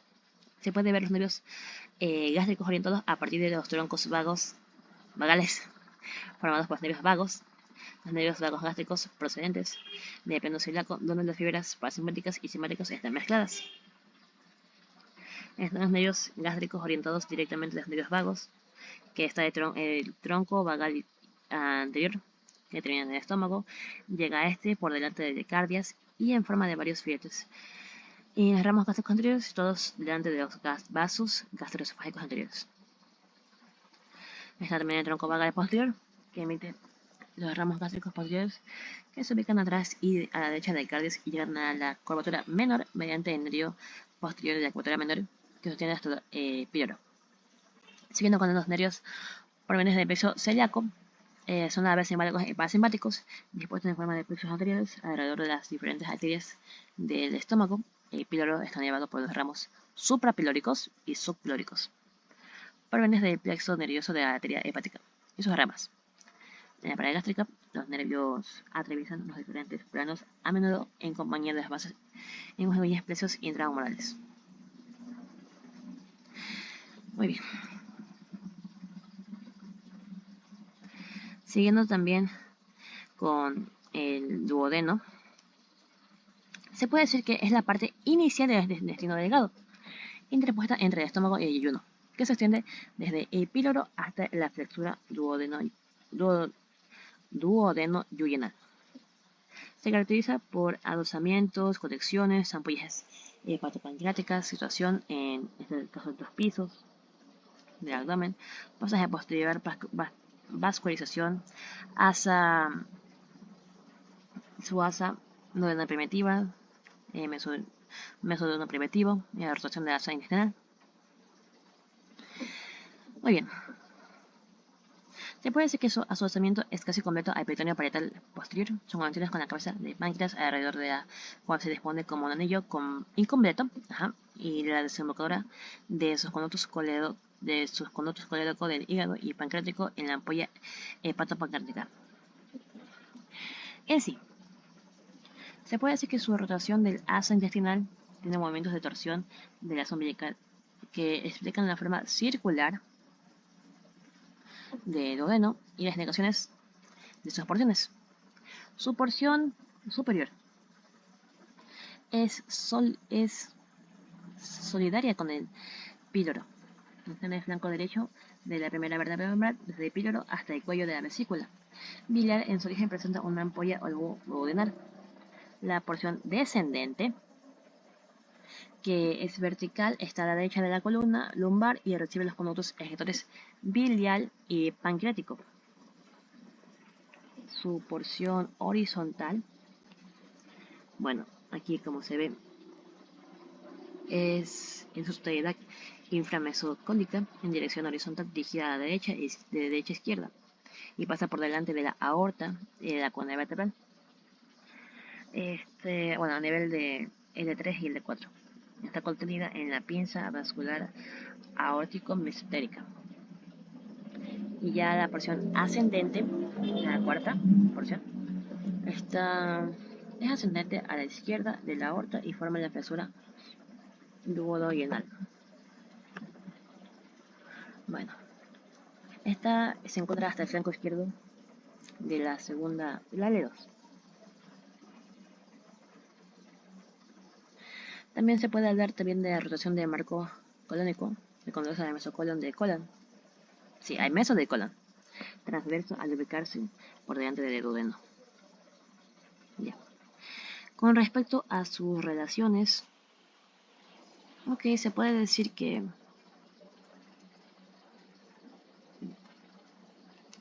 sí, con respecto a sus relaciones, se puede decir que en su origen, la primera mitad de la porción superior del duodeno se encuentra en la poca distancia del páncreas, que está separada por la parte derecha de la bolsa omental. El comienzo del duodeno está cubierto de peritoneo y comprendido con el peritoneo entre dos hojas de peritoneo. En esta porción del duodeno es móvil, flotante hasta su cruce con la arteria gastroduodenal. Aquí el páncreas se excava y recibe al duodeno y se hiera a él. Tiene dos salientes, una saliente posterior que aprieta con frecuencia con el aumento menor tuberculomental, y también tiene a una saliente anterior menos pronunciada que está en el tubérculo pancreático anterior. El duodeno en sí es convexo y se apoya sobre el páncreas. Además, que de otros lóbulos ganglionares que se marcan en la pared intestinal. En sí, esta adherencia se extiende hasta las proximidades de los vasos mesentéricos, a nivel de los cuales el páncreas se adelgaza y se enrolla en una forma variable a su alrededor. Se trata de procesamiento unciforme. A ese nivel, ambos órganos se separan gradualmente. Ya. Continuando con su configuración interna y su configuración, anatómica, pero se han de mencionar que también tiene relación en sí, una relación duodeno-pancreática. Es que en su origen, la primera mitad de la porción superior de duodeno se encuentra a la poca distancia del páncreas y está separada por la parte derecha de la bolsa omental. Esto,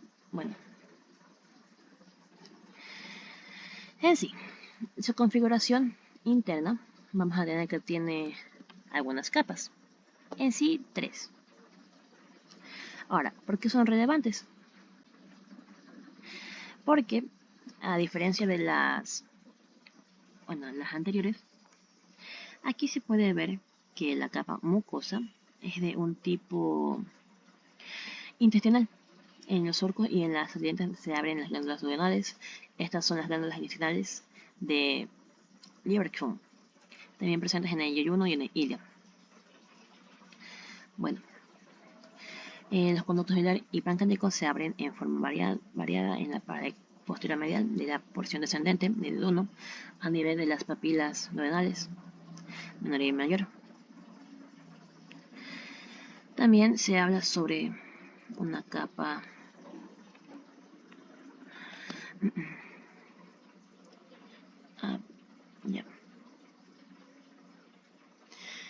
se habla sobre su capa submucosa, que es bastante laxa como para permitir a la mucosa deslizarse sobre la capa muscular. Las glándulas submucosas de Bromek, características del duodeno, desaparecen por debajo de la desembocadura biliopancreática. Una capa muscular que comprende una capa profunda, una circular y una capa superficial que es longitudinal. También está la ampolla hepatopancreática, que está más o menos contenida en el espesor de la pared muscular, que se organiza aquí en elementos autónomos para controlar su evacuación. El esfínter muscular de la ampolla hepatopancreática. Aunque no es raro observar que la mucosa atraviesa la pared muscular para constituir los divertículos duodenales.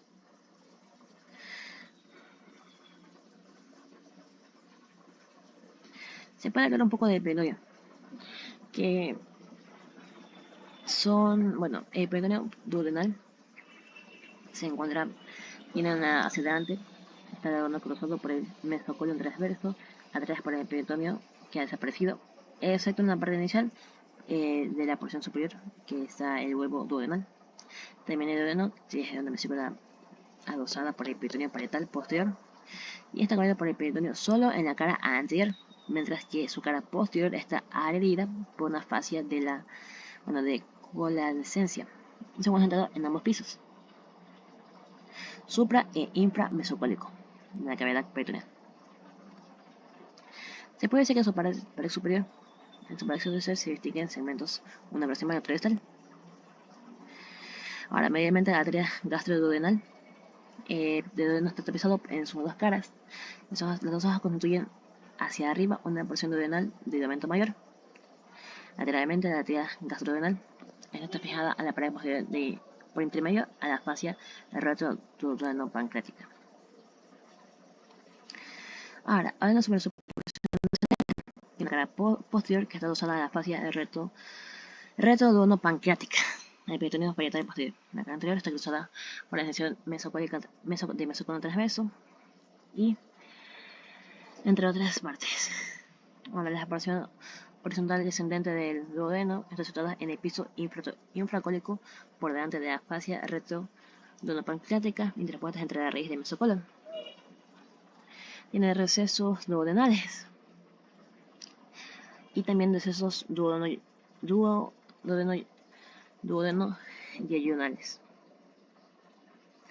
Otras relaciones está que la porción superior tiene una cara anterior que está dirigida hacia atrás y hacia arriba, está situada debajo del hígado y se relaciona con el lóbulo cuadrado y el cuello de la vesícula biliar. Y existe una impresión duodenal en la cara visceral del hígado. A este nivel se desarrollan las adherencias colecistoduodenales. En las colecistitis de la posición de las fístulas colecistoduodenales que permiten el pasaje de grandes cálculos en el intestino, que pueden obstruir su borde inferior de inserción al ligamento gastrocólico.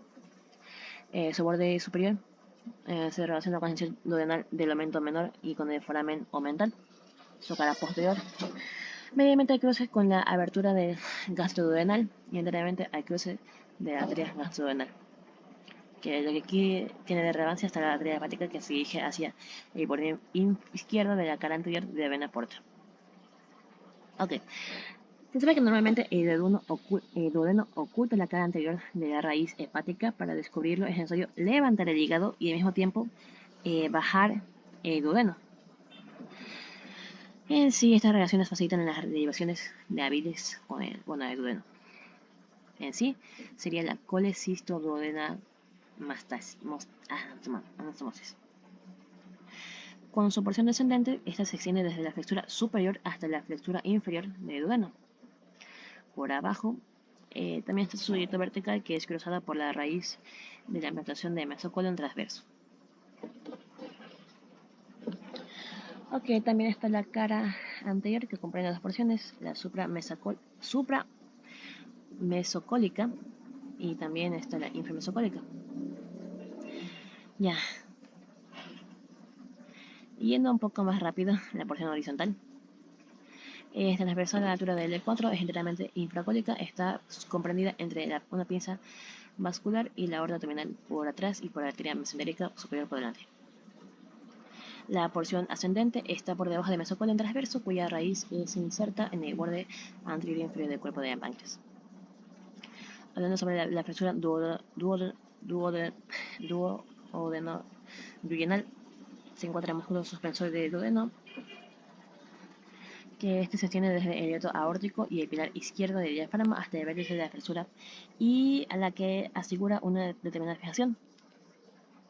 Ya. Continuando ya con la vascularización, las arterias. Estas no existe en sí una raíz arterial duodenal aislada. Las arterias del duodeno provienen de las ramas del tracto celíaco de la arteria mesentérica superior y también podemos hablar de los arcos arteriales pancreatoduodenales. Están constituidos por las ramas superiores originadas en la arteria gastroduodenal y por las ramas inferiores que nacen en la arteria mesentérica superior. A ver, las ramas de la arteria gastroduodenal son arterias pancreatoduodenales superiores y tenemos a la arteria pancreatoduodenal superior anterior que constituye la arteria gastroomental derecha, una de las ramas terminales de la arteria gastroduodenal. También la arteria gastropancreatoduodenal superior posterior, que es una rama colateral de la arteria gastroduodenal que se origina a nivel o algo por encima de la arteria superior del duodeno, por delante y algo a la izquierda del colédoco. También tenemos las ramas de mesentérica superior. Sí existe un tronco común de las arterias pancreatoduodenales inferiores, originando a veces de la pared posterior izquierda del tronco de la arteria mesentérica superior. También encontramos los arcos pancreatoduodenales, que sí sería el arco pancreatoduodenal anterior, que reúne las dos arterias pancreatoduodenales anteriores y posterior, que reúne las posteriores. Las ramas duodenales previamente dichas se originan de los dos arcos pancreatoduodenales o de las arterias que los constituyen. En sí se pueden ver dos regiones, una región superior que recibe directamente las ramas de la arteria hepática propia, de la gástrica derecha y de la gastroduodenal, y de ahí se extiende, bueno, existen de hecho tres raíces, una superior, una inferior y posterior. También está la flexura duodeno-duodenal, que existe una arteria de la flexura duodeno-duodenal, cuyo origen es muy variable. También se pueden ver los troncos de las pancreatoduodenales inferiores, la arteria pancreática inferior y la primera arteria duodenal, que cruza la cara anterior de la porción ascendente y llega a la flexura duodeno-duodenal en la cara anterior. Ok. La localización de la arteria de duodeno es rica. Las arterias se anastomosan entre sí en el interior de sus paredes y el ámbito pancreático se tendrá en sí que esta riqueza arterial es propia de las hemorragias duodenales, en particular dependientes de las úlceras, y con respecto al duodeno y al páncreas son, bueno, son solidarias, ya que tales no se pueden extirpar al páncreas, sino que tienen que ser junto con el duodeno, porque en sí están pegadas. Y en sí, eso llevaría, en caso de una duodeno-pancreatectomías cefálicas.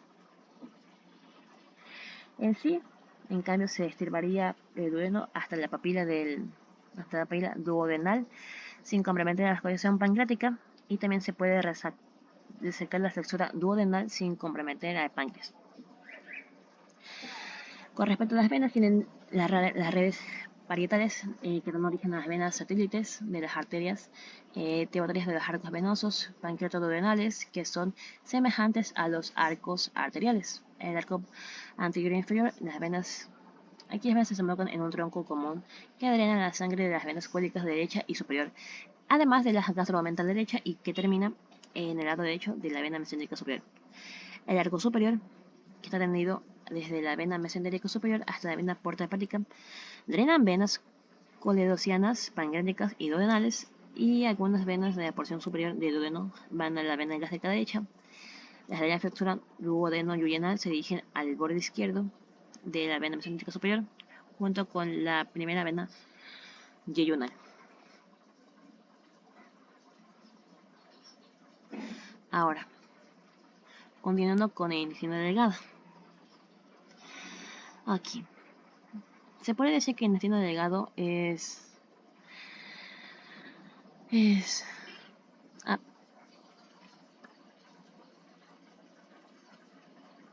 ya. Siguiendo en sí con la parte